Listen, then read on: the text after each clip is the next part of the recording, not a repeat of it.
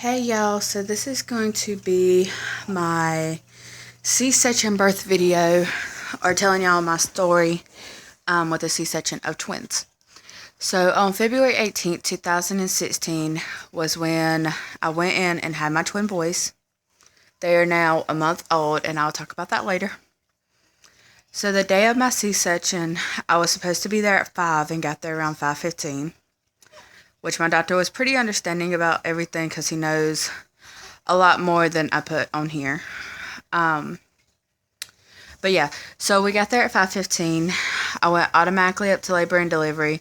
They weighed me. They made me change into the little gown, and fill out all the birth certificates and consent forms and everything else. During this process, my nurse she was a very spunky little woman. She reminded me of a chipmunk with ADD. And that's the best way I know how to explain it. Not being mean to her or anything, she is just very rambunctious and all over the place. But, so yeah, while I was filling out the paperwork, she tried to do my IV and my hand twice. And at that point, my veins, like, how do I explain this? I love getting tattoos and I love getting piercings. But when it comes to getting blood drawn, I am so terrified. I go into a panic attack and everything else, and it was just getting to that point to where she couldn't do it anymore. I was so dehydrated and I was on the verge of passing out 2 or 3 different times during it, and it was just really, really bad. So she was like, okay, I'm gonna have someone else do it. So at that time, the anesthesiast came in, and while he was in there talking to me, he was explaining to me how they do the spinal block, what exactly is going to take place, what they want me to do to make the spinal block go easier, and everything like that. We started picking around and laughing just to, like, kind of calm my nerves because I was already pissed off about the situation that was going on and is still going on. But they got me laughing and cutting up, so that kind of helped ease my nerves, and I got sick twice, which I knew was going to happen, but I didn't get sick at the time that I thought I was going to, which is normally when they're doing my spinal block. But we started cutting up, and my nurse sat there and looked at him. He was like, well, while you're in here, I can't get her vein. She was like, it's hurting her too bad. She's on the verge of passing out, and I can't do it. So he ended up sticking me in my hand, and the little bitty dot there that you can see, that is from my IV. Like I said, my boys are a month old, if that explains like how bad. Yeah, and it hurt like hell, but he got the IV in, and it was just kind of over and done with. So we kind of left it alone at that. So after that, I finished filling out my paperwork, and they rolled me back to the OR. And my doctor wasn't in there with me for my spinal block like I wanted him to be, but they also had a woman pushing out her baby the same time I was rolled in, so he was in there helping her, which was fine. I understood. They did have a woman sit there with me, and she was talking to me. She was asking me about my other kids, how many kids these would make, and everything like that. So that was pretty cool that I had someone to talk to. The anesthesiast, to me, it felt like he took longer to do my spinal block than, like my past 3 that I've had. But I think the reason it took longer is because he knew I was nervous. I already talked to him about it. And on top of that, he, apparently had to have more done, with my spinal block to keep me numb a little bit longer because I was having, my tubes tied as well. But he kept talking to me and telling me that if I felt weird, if I started getting headaches, or if I had a pain or whatever, to let him know. And about 3 minutes after he said that, I yelped, and they asked me what was wrong. And I had like a shooting pain go down my left side. And he was like, okay, well, stuff like that's what I need to know. and he repositioned the needle, I guess, and shortly there afterwards it was done. And I looked at them, like, they laid me back or whatever and got me as comfortable as I can be laying down like that. They asked me if there's anything I need, and I was like, can I go ahead and have the oxygen? I know I'm going to get sick.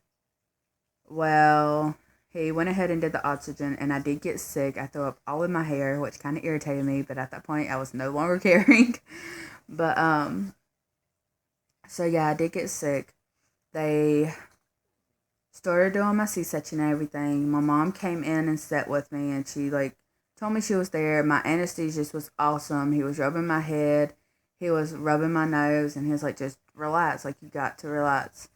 And he was in and out the whole time we was discussing why I was so irritated that morning and some of the issues that's going on with the family. So he knew what was going on, and he was just like, don't focus on that. Focus on the boys getting here safely. Focus on you recovering, the boys getting here, them being perfectly fine, everything like that. So at that point, my mom was there with me, and she was like, don't worry about him or worry about that situation, and just, like, your boys will be here soon. You're going to have 5 kids. Just focus on that. Well, shortly after that, I felt them, like, if you've never had a spinal block before, you cannot feel pain. At least you're not supposed to feel pain.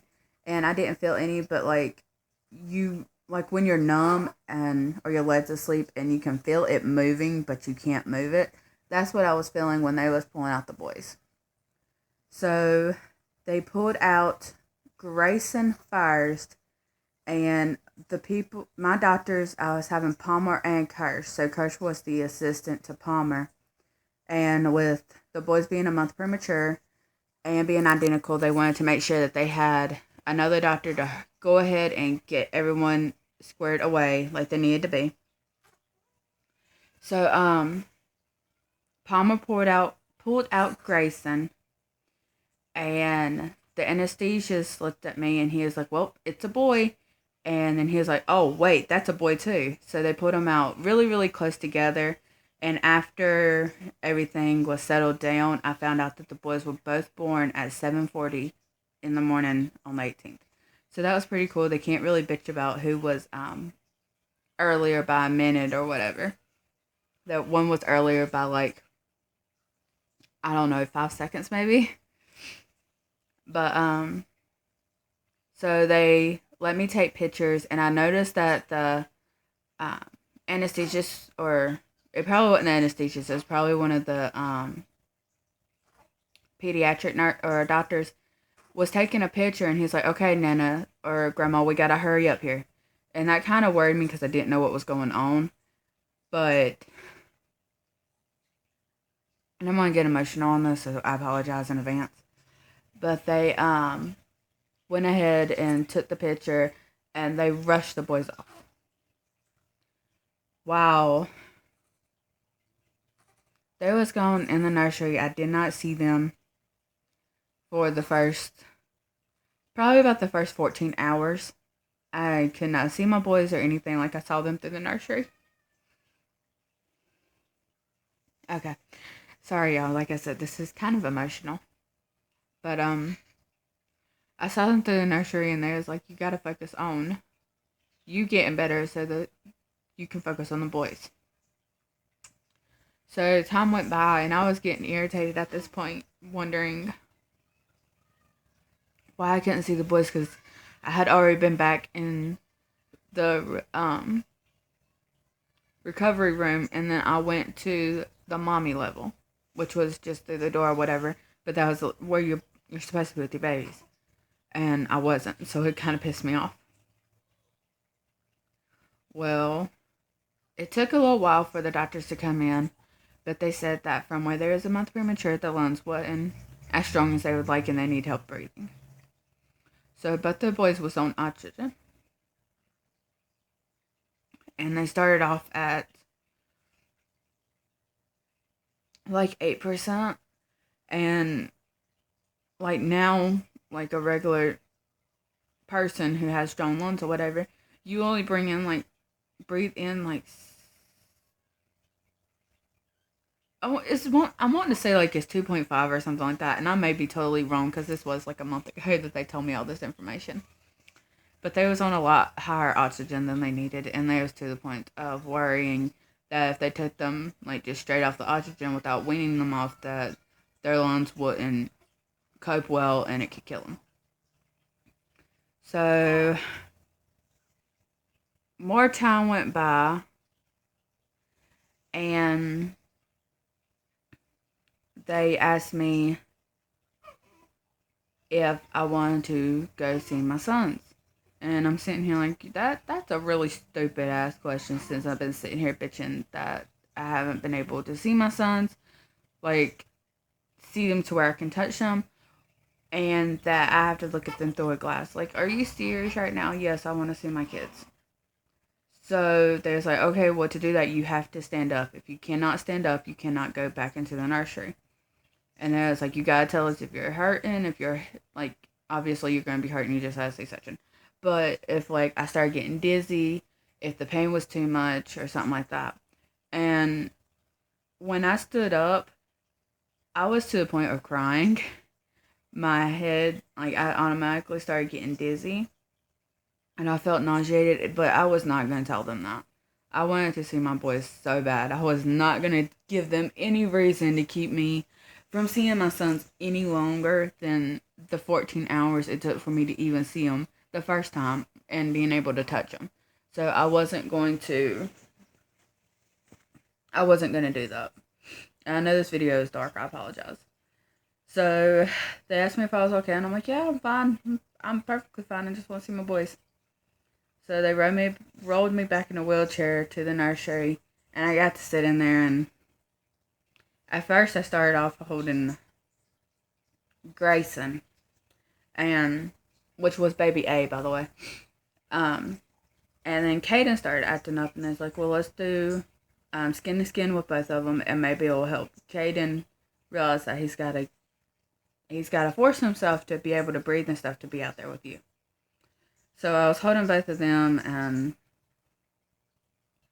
that got really, really emotional too. Mostly because it was my first time holding my boys. But so after about an hour of holding them, they told me that they gotta do some more tests on them, and that they're gonna cry a lot, and if I didn't feel like I was emotionally strong enough for it, that I probably should go back to my room for a little bit. And they told me that whenever I needed to, I could come into the nursery. So I would say about 4 or 5 more hours went by, and the pediatric doctor came in, and she was like, well, I got great news. You will have one of the babies in here with you tonight. And I just looked at her. I was like, why only one? And from my understanding, even though we was told that we did not have anything to worry about with twin-to-twin transfer, it was in the beginning stages. We was at almost stage 2 of twin-to-twin when I had the boys. So it was kind of taking place. And Grayson, which is my smaller baby, he was a lot more stronger, and is a lot more stronger than Caden. Because he had to fight so much for nutrition and everything else. When they was in the womb. So Grayson got to come out. He came off of oxygen. And then the only thing I had to worry about with him was he still had his IV in, so I had to breastfeed around the IV, which it was so worth it because he latched really good and everything for a while. But I'm trying to get in somewhat good light. But so Grayson got to come into the room with me, and it made me happy that one of my sons was in there. But So, Grayson was in the room with me for about a day and a half, maybe 2 days before Caden was able to come in there. He was weaned off his oxygen, which was awesome. But we were still unable to go home we was in the hospital for almost a week. We came home. I went in to have them on a Thursday. We came home on the following Wednesday. So we was in there for almost a week. Due to their health issues with the breathing and everything like that. But Caden came into the room with me almost 3 days before we left. But he still had his IV, which is when I posted that last video telling y'all that the names got changed. Because the reason he had his IV is he was on medicine that he had to have one time, 2 different medicines in the morning and 2 different medicines at night. But one of the medicines he's had to have took almost 6 hours for him to take all of it into his system. Because it's so much that they can only give him over a period of time, if that makes sense. So what took so long to get his IV out wasn't because he had to have medicine, because he was being treated for something they really didn't know what it was. When they went and drawn his blood, there was still contamination on his skin from where I had him, that it got up into the needle and infected the blood.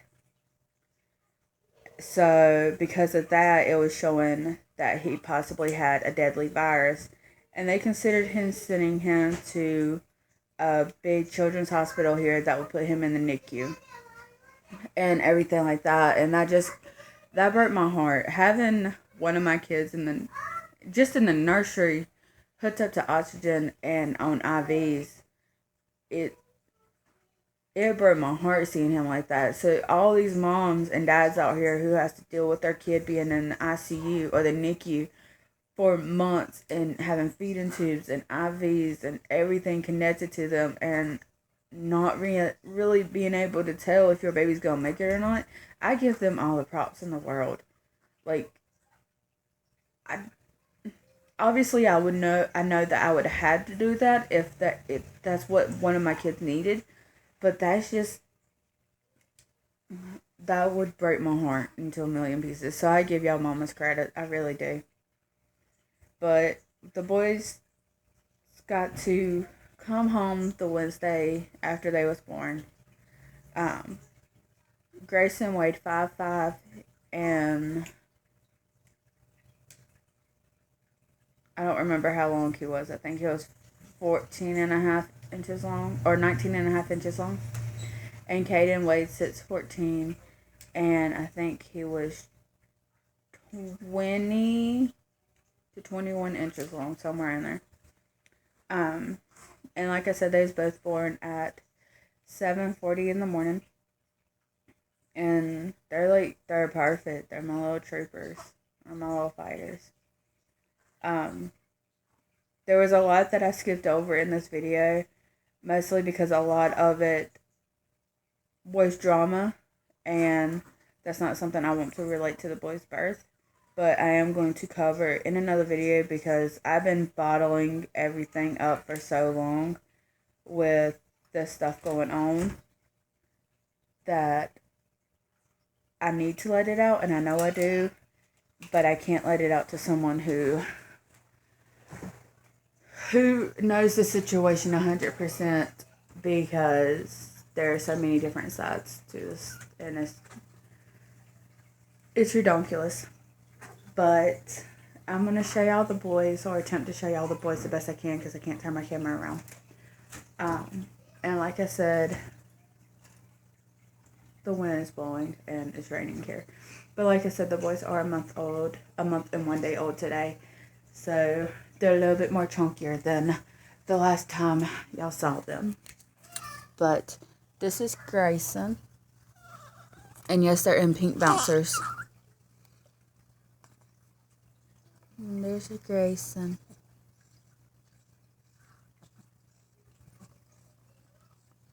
And then here is Caden. Can y'all see him? I don't know if you can see him. Hold on. There you go.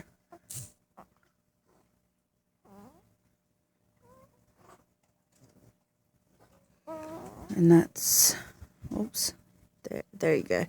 And that's Caden.